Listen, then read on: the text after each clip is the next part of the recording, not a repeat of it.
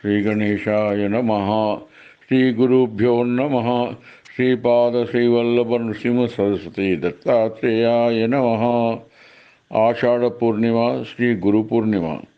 త్రిగుణాకారం త్రివదన రూపం సకామధేను యోగీశం విభూతికాయం రుద్రాక్షమయం చతుష్వానసైతగమనం వందే దత్తం సకల సంకటహరం అఖిల చరాచరం చ శుభంకరం. గురుర్బ్రహ్మా గురుర్విష్ణు గురుర్దేవో మహేశ్వర గురు సాక్షాత్ పరబ్రహ్మ తస్మై శ్రీ గురవే నమః.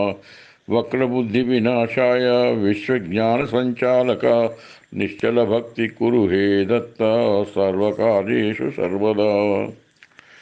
గురు పూర్ణిమ సందర్భంగా భక్తులందరికీ గురుశక్తిని వివరిస్తూ ఆ గురుమూర్తుల ఆశీస్సులను మీరందరూ పొందాలని ఆశిస్తూ మా యొక్క ఆశీర్వచనలను తెలుపుతున్నాను. గురు అను పదము లఘు పదానికి వ్యతిరేకమని అర్థం. లఘు అంటే చిన్నది, సూక్ష్మమైనది. గురువు అంటే పెద్దది, ఉన్నతమైనది. అంతకంటే ఉన్నతమైనది విశ్వంలో ఏది ఉండదు. అదే బృహత్ స్వరూపం. దాని నుండే బ్రహ్మము, పరబ్రహ్మ అన్న మాట వచ్చింది. పరబ్రహ్మ ఎవరు? దత్తుడే ఆది గురువు. కాబట్టి గురువు సాక్షాత్ పరబ్రహ్మాన్ని తెలుపబడింది. విశ్వమంతా అణువణువులో నిండియున్న కనబడని త్రిగుణాత్మక శక్తి స్వరూపమే దత్తస్వరూపం. దత్తాత్రేయుని వల్లనే గురువు అనే శబ్దము ఆరంభమైందని పురాణాలు చెప్తున్నాయి. దత్తుని తర్వాతనే సాగిన గురుంపరలోనే వచ్చిన వారు వ్యాస, విశ్వామిత్ర, వశిష్ఠ, శంకరాచార్యులు మొదలగు వారు. ఎంతమంది నేటికి సాగుతున్నా ఆ గురువులకే ఆది గురువుగా అవతరించి గురు ప్రార్థనా శ్లోకానికి నాంది పలికినారు. దత్తుని 16 అవతారాల్లో ఆది గురువు అవతారము ఆషాఢ పౌర్ణమి రోజు కావటం వలన గురు పూర్ణిమగా ప్రసిద్ధి పొందింది. అంతేగాని వ్యాస పుట్టుకకు, వ్యాస పూర్ణిమకు ఏమాత్రం సంబంధం లేదు. కాకుంటే వ్యాసుల వారు ఆషాఢ పూర్ణిమ రోజున గురుపీఠం అలంకరించినందున ఆ పేరు వచ్చి ఉండవచ్చు. స్వయంభూ మన్వంతరంలోని కృతయుగంలో సృష్టి ఆదిలోనే ఆయన అవతరించాడని తెలుపుతుంది. సరోజిష మన్వంతరంలోని ద్వాపరారంభంలో వ్యాసుల వారు జన్మించారు. దాదాపు 170 కోట్ల సంవత్సరాల క్రితం వచ్చిన అవతారం దత్తాత్రేయుల వారిది. త్రిగుణాలకు అతీతమైన వారి నుండి త్రిగుణావతారం పుట్టింది. అకార, ఉకార, మకార అక్షరాలు ఏకమై ఓంకార రూపం నుండి రజసత్వత గుణాల రూపము బ్రహ్మ, విష్ణు, మహిమేశ్వరులుగా మారి ఏకమై ఓంకార రూపులుగా దత్తాత్రేయుల వారు గురు అను 2 అక్షరాల పీఠం స్థాపించినారు. అది ఎంత శక్తివంతమైనదో తెలుపుటకు బాబా బామర్దులుగా ఉన్నవారు ఏకంగా మారిపోయి కృష్ణుడు గురుపీఠం అధిరోహించగానే విశ్వరూపం ప్రదర్శించే శక్తిని సంపాదించి శిష్యుడిగా మారిన అర్జునునికి జ్ఞానబోధ చేయాల్సి వచ్చింది. ఆ పీఠమాత్రం ఎంత శక్తివంతమో తెలుసుకోండి. లోకంలో దైవ సేవ కంటే బలిష్టమైనది గురుసేవ. గురుపాద సేవయే ఎంతో ధన్యం. నమ్మి పూజించున్నాడు, ఫలితం వృధా పోదు. ఎంత జటిలమైన కోరికలున్నా పరిష్కారమై పోగలవు. పైకి యోగిగా కనిపించిన లోపల ఉండేవాడు శ్రీమూర్తి రూపుడే. గురుకరుణను పొందినవారు చిట్టడివిలో ఉన్నను పరమానందం పొందగలరు. మనసు గురుమూర్తికై అర్పణం చేస్తే చెదరదు భక్తి. ఆ త్రోవ నుండి మళ్లించేందుకు దేనికి శక్తి ఉండదు. కల్లా కపటం లేని భక్తులు కళ్ళలో కూడా మరొక తలుస్తుంటారు. అటువంటి వారిని కలికాలపు మాయలకు గురి చేయకుండా కాపాడుతుంటాడు. దత్తగురు కృపతో కలతలు లేకుండా సంసారము సుఖంగా సాగుతూ సౌభాగ్యం కాపాడుతుంటాడు. దత్తుడు గురుకృపతో కలతలు లేకుండా సంసారము సుఖంగా సాగుతూ సౌభాగ్యము పెంచుతాడు. విపత్కార పరిస్థితులను దూరం చేస్తూ తోడుగా నడిచేవాడు. సర్వభారం సొంత విషయంగా భావించి భక్తులకు సహాయపడతాడు. ఇక మనకు వరాలతో పని ఏమి?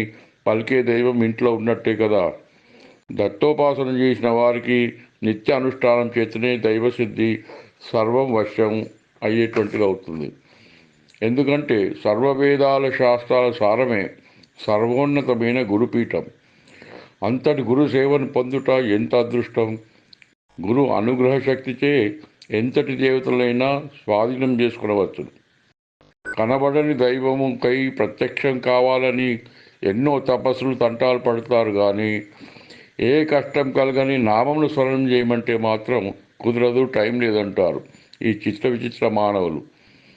కాలగమన ప్రవాహంలో కాలరూపుడు గురుమూర్తే కానీ వేడుకునే దీనులకు వెన్నెల్లాగా కాస్తుంటాడు. దుర్మార్గుల పట్ల కఠినం చూపించినా వారు కూడా దాసోహం అంటే వారికి దారి తెన్ను చూపుచూ పాపాలు పరిహారాలు చేయను. చల్లని దీవెనలిచ్చి భక్తులకు కావలిగా కాపాడుతాడు. అతని లీలలు అన్నీ మనకు గురి కుదిరే గుర్తులే. మనసారా మనం గురుమూర్తికి దాసోహం అంటే ఎన్నో లాభాలు అనుభవంలో ఒకటి ఒకటి పొందగలం. అతనికి మన దేహం, మన సేవ, మన సంకల్పం, మన నిష్టలు అంకితమై దత్తార్పణమైతే అతడు పరవశించి మైమర్చిపోయి మనసారా ఆశీర్వదించుతూ సంఘంలో గౌరవను పెంచను. మన పిల్లలు ఎంత దూరాన ఏ దేశంలో ఉన్నా వారిని రక్షింపజేయను, కాపాడుతుండును.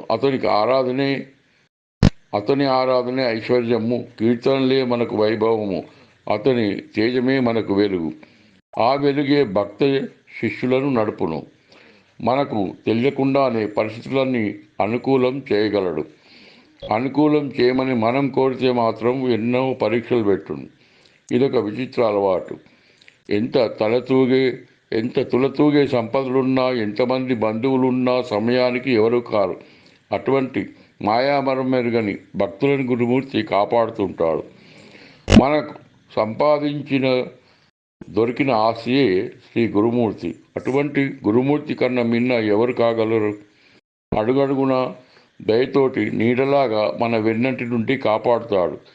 జీవం ఉన్నప్పుడే పొందాలి గురుమూర్తి అనుగ్రహం, లేకపోతే క్షణభంగురము దేహం ఏమగును, అవకాశం కూడా జారిపోవును. మన దేహం ఎప్పుడూ ధర్మక్షేత్రంగా ఉంచి అతనికి నివాసం చేయాలి. అలా ఉంచకుండా ఉంటే అది కురుక్షేత్రంగా మారుతుంది.